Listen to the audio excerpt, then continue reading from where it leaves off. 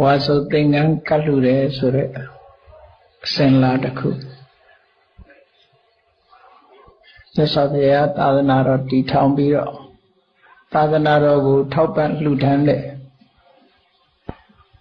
သာသနာနုဂ္ဂဟကုသိုလ်ကောင်းမှုတစ်ခုပဲ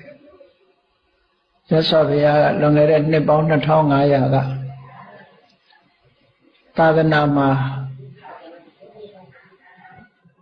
ဖွဲ့စည်းတည်ထောင်တဲ့အခါရှင်ကွန်တညာကစပြီးတော့တန်ခါအဖွဲ့အစည်းပေါ်လာပြီးတဲ့နောက်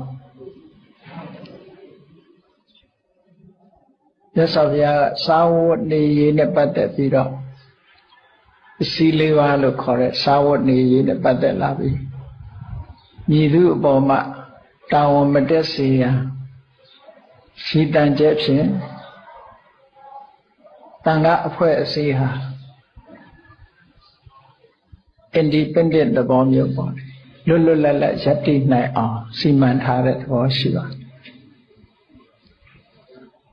ဘာဖြစ်လို့တော့ဆိုတော့သာသနာပေါင်းဝင်လာတယ်ဆိုတဲ့အခါမှာ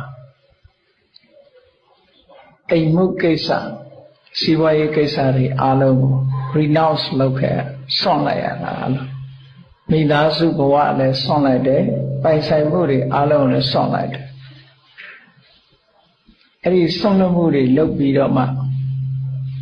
ဘာမှမရှိတော့တဲ့အနေအထားတစ်ခုပေါ်မှာမူတည်ပြီးတော့တရားဓမ္မကိုရှားကြံကြအကျင့်ကြံကြအလုံးဆုံးလို့လိုက်တာကိုပဲအဂါရတမအနဂါရိယပပ္ပစန္တိလို့စာပေကျမ်းဂန်မှာဆိုတာအိမ်ကိုစွန့်တယ်ဆိုတာအိမ်ရဲ့စီးပွားရေးကိုစွန့်တယ်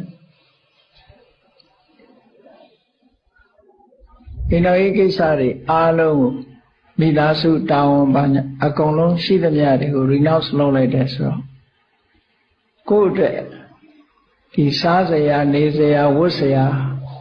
မကြမ်းမာရင်ဆေးဝါးဆိုတဲ့ဘဝမှာအသက်ရှိဖို့အတွက်ဒီအချက်တွေကိုလည်းပဲဖြစ်တယ်လို့နေထိုင်မယ်ဆိုတဲ့စိတ်ဓာတ်တရားဓမ္မဥဒ္ဒါကျင့်ကြံကြိုးကိုအထောက်မယ်ဆိုတဲ့စိတ်ဓာတ်နဲ့ renounce လုပ်ပြီးတော့ထွက်ကြတာအဲ့ဒါကို householders life ကနေပြီးတော့ houseless life လို့ဒီလိုပြန်ညတာပေါ့နော်တော့ homeless ဆိုတာကြတော့ဟိုဟာတွေနဲ့ရောမှာဆိုလို့အိမ်ကြီးမရှိအိမ်မရှိရာမရှိဟိုနေကြရနေတဲ့ပုဂ္ဂိုလ်မျိုးအဖြစ်မျိုးမဟုတ်စေပဲနဲ့ပေါ့လေ